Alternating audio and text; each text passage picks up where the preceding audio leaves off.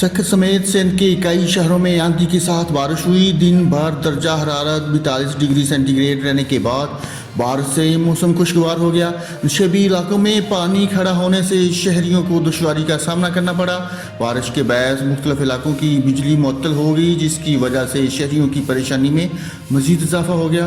नाजरीन, आपको फिर से बताता चलूँ, सक्कर समेत सिंध के कई शहरों में आंधी के साथ बारिश हुई। बारिश के बाद मौसम खुशगवार हो गया। नशेबी इलाकों में पानी खड़ा होने से शहरियों को दुश्वारी का सामना करना पड़ा।